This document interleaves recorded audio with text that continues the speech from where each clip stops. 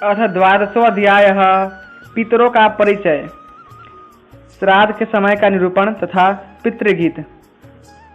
पृथ्वी ने पूछा, प्रभु, मुनिवर गौरमुख ने भगवान श्रीहरि के अद्भुत कर्म को देखकर फिर क्या किया?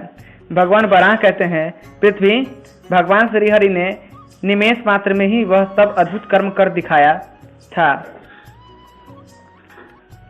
उसे देखकर मुनि श्रेष्ठ गौरमुख ने भी नैमिषारण्य क्षेत्र में जाकर जगदीश्वर श्रीहरि की आराधना आरंभ कर दी। उस क्षेत्र में प्रभास नाम से प्रसिद्ध एक तीर्थ है। वह परम दुर्लभ तीर्थ चंद्रमा से संबंधित है। तीर्थ के विशेषज्ञ कथन है कि वहाँ के स्वामी भगवान श्रीहरि दैत्यों का संहार करने वाले दैत्य सूदन नाम से सदा विराजते हैं। मुनि की चित्तवृत्ति उन प्रभु की आराधना में स्थिर हो गई। अभी वे उन भगवान नारायण की उपासना कर ही रहे थे, इतने परम योगी मार्कंडेय जी वहां आ गए। उन्हें अतिथि के रूप में प्राप्त कर गुरुमुख ने दूर से ही बड़े हर्ष के साथ भक्ति पूर्वक उनकी पाद्य एवं अर्घ्य आदि से पूजा आरंभ कर दी। ओम प्रतापी मुनि को कुश के आसन पर विराजित कर गुरुमुख ने सविनय पूछा, महाव्रत मुनि श्रेष्ठ, मुझे पितरों एवं श्राद्ध तत्व का उपदेश करें। गुरुमुख के यूँ पूछने पर महान तपस्वी द्विजवर मार्कंडेय जी बड़े मीठे स्वर में उनसे कहने लगे। मार्कंडेय जी बोले, मुने, भगवान नारायण समस्त देवताओं के आदि प्रवर्तक एवं गुरु हैं।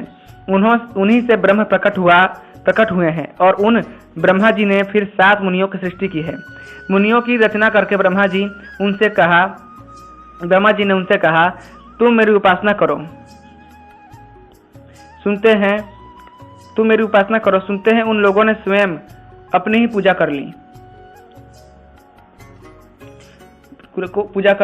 अपने पुत्रों द्वारा इस प्रकार कर्म विकृति देखकर ब्रह्मा जी ने उन्हें श्राप दिया, तुम लोगों ने ज्ञान विमान से मेरी जगह अपनी पूजा कर विपरीत आसन किया है, अतः तुम्हारा ज्ञान नष्ट हो जाएगा। इस प्रकार श्राप ग्रस्त हो जाने पर उन सभी ब्रह्मपुत्रों ने अपने वंश के प्रवर्तक पुत्रों को उत्पन्न किया और फिर स्वयं स्वर्गलोक चले गए। उन ब्रह्मवादी मुनियों के परलोकवासी होने पर उनके पुत्रों ने विधि पूर्वक श्राद्ध करके उन्हें तृप्त किया। उन पितरों की बेमानिक संज्ञा है, वे सभी ब्रह्मा जी के मन से प्रकट हुए हैं। पुत्र मंत्र का उच्चारण करके पिंडदान करता है, यह देखते हुए वे वहां निवास करते हैं। गौरमुख ने पूछा, हे ब्राह्मण, जितने पितर हैं और उनके श्राद्ध का जो समय है वह मैं जानना चाहता हूँ तथा उस लोक में रहने वाले पितरों के गण कितने हैं, यह सभी मुझे बताने की कृपा करें। मार्कंडेय जी कहने लगे, हे द्विजवर, देवताओं के लिए सोम रस की वृद्धि करने वाले कुछ स्वर्गीय निवासी पितर मरीचि आदि नामों से विख्यात हैं। उन श्रेष्ठ पितरों में 4 को मृत मूर्तिमान और 3 को अमृत बिना मूर्ति का कहा गया है। इस प्रकार उनकी संख्या 7 है। उनके रहने वाले लोक को तथा उनके स्वभाव को बताता हूँ, सुनो। संतानक नामक लोकों में भास्वर नामक पितृगण निवास करते हैं, जो देवताओं के उपास्य हैं। ये सभी ब्रह्मवादी हैं। ब्रह्मलोक से अलग होकर ये नित्य लोकों में निवास करते हैं। 100 युग व्यतीत हो जाने पर इनका पुनः प्रादुर्भाव होता है। उस समय अपनी पूर्व स्थिति का स्मरण करने पर सर्वोत्तम योग का चिंतन करके परम पवित्र योग संबंधी अनिवृत्ति लक्षण मोक्ष को भी प्राप्त कर लेंगे। वे सभी पितर श्राद्ध में योगियों के योग द्वारा तृप्त किए जाने पर योगी पुरुषों के हृदयों में पुनः योग की वृद्धि करते हैं। योग क्योंकि भगवत भक्त के भक्ति योग से इन्हें बड़ा संतोष होता है। अतएव योगी वर भगवान को अपना सर्वस्व अर्पण करने वाले योगी पुरुष को श्राद्ध की वस्तुएं देनी चाहिए। सोम रस पीने वाले सोम पितरों का यह प्रथम सर्ग है। ये पितर उत्तम वर्ण वाले ब्राह्मण हैं। इन सबका एक एक शरीर है। ये स्वर्ग लोक में रहते हैं। भूलोक के निवासी इनकी पूजा करते हैं। कल्प पर्यंत जीवी मरीचि आदि पितर ब्रह्मा जी के पुत्र हैं। वे अपने परिवारों के साथ मरुतों की उपासना करते हैं। मरुदगण उनके उपास्य हैं। सनक आदि तपस्वी बैराज नामक पितृगण उन मरुदगणों के भी पूज्य हैं। बैराज संज्ञक पितरों के गण की संख्या 7 कही जाती है। यह पितरों की संतान का परिचय हुआ। भिन्न भिन्न वर्ण वाले सभी लोग उन पितरों की पूजा कर सकते हैं। यह नियम है। ब्राह्मण, क्षत्रिय एवं वैश्य इन तीनों वर्णों से अनुमति पाकर द्विजेतर भी उक्त सभी पितरों की पूजा कर सकता है। उसके पितर इन पितृगणों से भिन्न है। ब्राह्मण पितरों में भी मुक्त और चेतनक जो दो प्रकार के पितर नहीं देखे जाते हैं।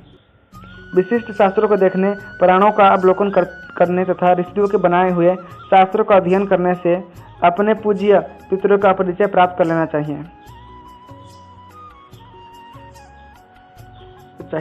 सृष्टि रचने के समय ही फिर ब्रह्मा जी को स्मृति प्राप्त हुई, तब उन्हें पूर्व पुत्रों का स्मरण हुआ। वे पुत्र तो ज्ञान के प्रभाव से परम पद को प्राप्त हो गए हैं, यह बात उन्हें विदित हो गई। वसु आदि के कश्यप आदि ब्रह्मांड आदि वर्णों के वसु आदि और गंधर्व प्रभृत पितर हैं, यह बात साधारण रूप से समझ लेनी चाहिए। इसमें कोई अन्यथा विचार नहीं है। मुनिवर, यह पितरों की सृष्टि का प्रसंग है। प्रकरण बस तुम्हारे सामने इसका वर्णन कर दिया। वैसे यदि करोड़ वर्षों तक इसे कहा जाए तो भी इसके विस्तृत प्रसंग का अंत नहीं दिखता। द्विजवर, अब मैं श्राद्ध के लिए उचित काल का विवेचन करता हूँ, सुनो। श्राद्धकर्ता जिस समय श्राद्ध योग्य पदार्थ या किसी विशिष्ट ब्राह्मण को घर में आया जाने अथवा उत्तरायण या दक्षिणायन का आरंभ व्यतिपात योग हो, उस समय काम्य श्राद्ध का अनुष्ठान करें। विशुभ योग में सूर्य और चंद्रमा के ग्रहण के समय सूर्य के राश्यंतर प्रवेश में, नक्षत्र अथवा ग्रह द्वारा पीड़ित होने पर, बुरे स्वप्न दिखने तथा घर में नवीन अन्न आने पर काम्य श्राद्ध करना चाहिए। जो अमावस्या, अनुराधा, विशाखा एवं स्वाति नक्षत्र से युक्त हो, उसमें श्राद्ध करने से पितृगण 8 वर्षों तक तृप्त रहते हैं। इसी प्रकार जो अमावस्या, पुष्य, पुनर्वसु या आर्द्रा नक्षत्र से युक्त हो, उसमें पूजित होने से पितृगण 12 वर्षों तक तृप्त रहते हैं। जो पुरुष देवता एवं पितृगणों को तृप्त करना चाहते हैं, उनके लिए धनिष्ठा, पूर्वा भाद्रपद अथवा शतभिया से युक्त अमावस्या अत्यंत दुर्लभ है।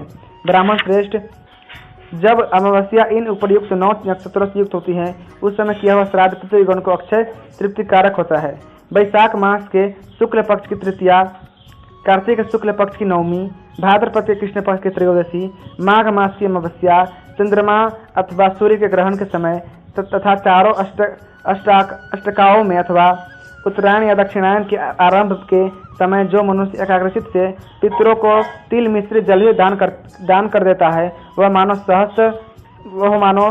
सहस्त्र वर्षों के लिए श्राद्ध कर देता है।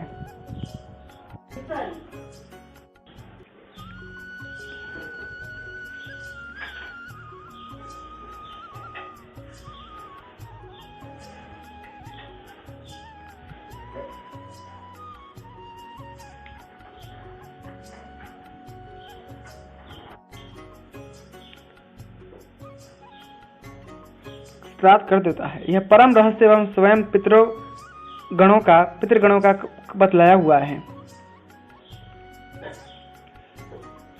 है। कदाचित माघ की अमावस्या का यदि शतभिषा नक्षत्र से योग हो जाए तो पितृगण की तृप्ति के लिए यह परम उत्कृष्ट काल होता है।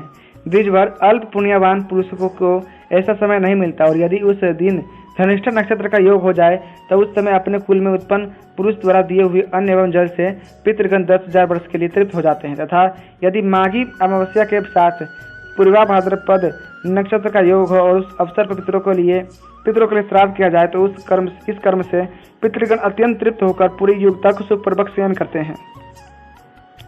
गंगा, शतद्रु, पिपासा, सरस्वती और हेमचरण में स्थित गोमती नदी में स्नान कर पितरों का आदर पूर्वक तर्पण करने से मनुष्य अपने समस्त पापों को नष्ट कर देता है। पितृगण सर्वदा यह ज्ञान करते हैं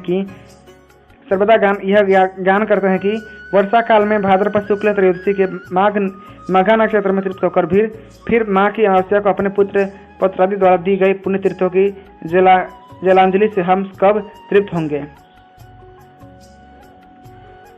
विशुद्ध चित्त, शुद्ध धन, प्रशस्त काल, उपरयुक्त विधि, योग्य पात्र और परम भक्ति, ये सब मनुष्य को मनोवांछित फल प्रदान करते हैं। तो ये था पितृकर्म का वर्णन जो मार्कंडेय जी ने बताया था। चलिए अब पितृगीत का वर्णन देखते हैं। विप्रवर, इस प्रसंग में पितरों द्वारा गाए हुए कुछ श्लोकों का श्रवण करो। उन्हें सुनकर तुमको आदर पूर्वक वैसा आचरण करना चाहिए। पितृगण कहते हैं, कुल में क्या कोई ऐसा बुद्धिमान धन्य मनुष्य जन्म लेगा जो वितलोलुपता को वित्त लोलुपता को छोड़कर हमारे निमित्त पिंडदान करेगा।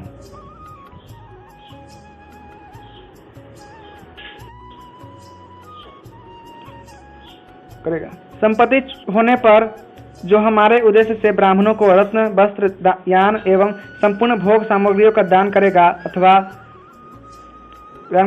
केवल अन्न वस्त्र मात्र वैभव होने पर श्राद्ध काल में भक्ति विनम्र चित्त से श्रेष्ठ ब्राह्मणों को यथाशक्ति भोजन ही कराएगा, या अन्न देने में भी असमर्थ होने पर ब्राह्मण श्रेष्ठों को वन्य फल, मूल, जंगली शाक और थोड़ी सी दक्षिणा ही देगा। यदि इसमें भी असमर्थ रहा तो किसी भी द्विश्रेष्ठ को प्रणाम करके एक मुट्ठी काला तिल ही देगा, अथवा हमारे उद्देश्य से पृथ्वी पर भक्ति एवं नम्रता पूर्वक 7-8 तिलों से युक्त जलांजलि ही देगा। यदि इसका भी अभाव होगा तो कहीं न कहीं से एक दिन का चारा लाकर प्रीति और श्रद्धापूर्वक हमारे उद्देश्य से गौ को खिलाएगा तथा इन सभी वस्तुओं का अभाव होने पर वन में जाकर अपने कक्ष मूल बगल को दिखाता हुआ सूर्य आदि दिक्पालों से उच्च स्वर से यह कहेगा, न मे यास्ति वितनं धनं न चान्यक्षर्णा द्वयस्य योग्यं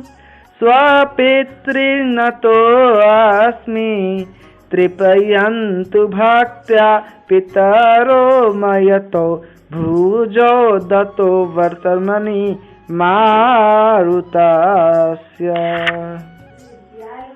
मेरे पास श्राद्ध कर्म की योग्य न धन संपत्ति है और न कोई अन्य सामग्री है, अतः मैं अपने पितरों को प्रणाम करता हूँ, वो मेरी भक्ति से ही तृप्ति लाभ करें। मैंने अपनी दोनों बाहें आकाश में उठा रखी हैं। द्विजोतम धन के होने अथवा न होने की अवस्था में पितरों ने इस प्रकार की विधियां बतलाई है। जो पुरुष इसके अनुसार आचरण करता है उसके द्वारा श्राद्ध समुचित रूप से ही संपन्न माना जाता है। अथ 12वां अध्याय संपूर्णम्।